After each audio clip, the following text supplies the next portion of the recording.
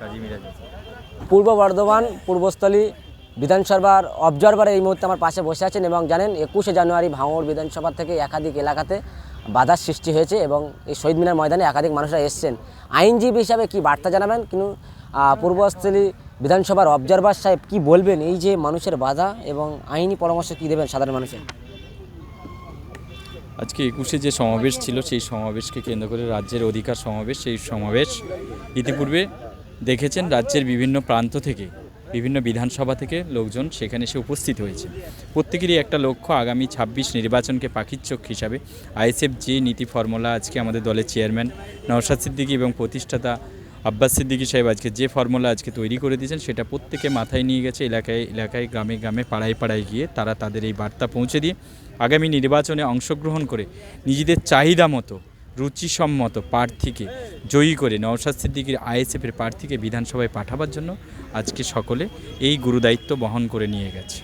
এই যে মানুষের যে সাড়া মিলছে একাধিক বিধানসভা থেকে এবং আপনারই যে বর্ধমান এলাকা থেকে একাধিক মানুষরা আসলো, তাদের জন্য কি বার্তা দেবেন? মানুষ এত বিশ্বাস যোগাচ্ছে আইএসএফের উপরে। দেখুন, বর্তমানে বিধানসভার ভিতরে যে অবস্থান, আজকে বিরোধী বলে যেখানে নওশাদ সিদ্দিকী যে কণ্ঠ আজকে সে পৌঁছেছে আপনাদের মাধ্যমে, সোশ্যাল মিডিয়ার মাধ্যমে, সেই মাধ্যমকে দেখে মানুষ আকৃষ্ট হয়ে, যেমন ফুলের দিকে মধু পাওয়ার জন্য মৌমাছি যেমন ছুটে আসে, আজকে মানুষ তার যন্ত্রণা, অধিকার এবং তার পাওয়া এই জিনিসের জন্য মানুষ আজকে ছুটছে। সেখানে রাজনীতি মানুষকে সেই জায়গায় করতে নিয়ে যাচ্ছে যে তাদের অধিকার যন্ত্রণার কথা ভাবতে ভাবতে আজকে তারা ভেবেছে সোশ্যাল মিডিয়া একটা বড় প্ল্যাটফর্ম, সেই প্ল্যাটফর্মতে দেখে তারা আজকে এগিয়ে আসছেন।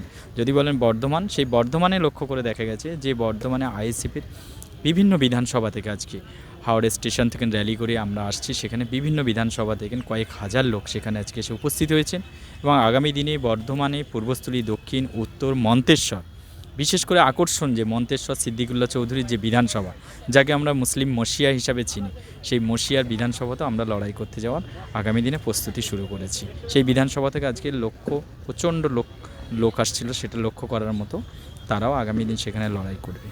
এই যে এত গাড়ি বার করলো আপনার বিধানসভা থেকে, আপনি একটা অবজারভার হিসেবে এবং কি বার্তা দেবেন যেভাবে আপনি একেবারে প্রতিনিধি দিয়ে যে মানুষদেরকে বার করছেন এবং মানুষকে বিশ্বাস যোগাচ্ছেন, তাদের জন্য কি বার্তা? এত যে আপনার উপরে বিশ্বাস করে আসছে তারা, একটাই লক্ষ্য যে ভাইজানের আদর্শকে সামনে রেখে আগামী দিনে বিধানসভাতে এমন একজন কাণ্ডারিকে পাঠাতে হবে ন্যায় এবং ইনসাফের সঙ্গে লড়াই করে মানুষের চাওয়া পাওয়ার অধিকারে এবং ন্যায়সম্মতভাবে অধিকারের কথা বলবে, সেই লোককে নিয়ে গিয়ে আমাদের পৌঁছাতে হবে। সেই লক্ষ্য নিয়েই তাদের কাছে এই বার্তা, আমারও বার্তা, যে আজকে ভাঙড়ে আইএসএফের বিধায়ক নওশাদ সিদ্দিকী, ভাঙড়ে মানুষ যেভাবে তাকে প্রাণের মধ্যে জায়গা করে নিয়েছে, ঠিক গোটা পশ্চিমবাংলায় কোনায় কোনায় 294টা অ্যাসেম্বলির মধ্যে যেগুলোতে আজকে প্রার্থী দেওয়া হবে প্রত্যেকটাতে যেন এরকমই নওশাদ সিদ্দিকীর মতো প্রতিষ্ঠিত এমএলএ তৈরি হয়, সেই উদ্দেশ্যেই বলবো আমরা আগামী দিনে এই লক্ষ্যে আগাচ্ছি।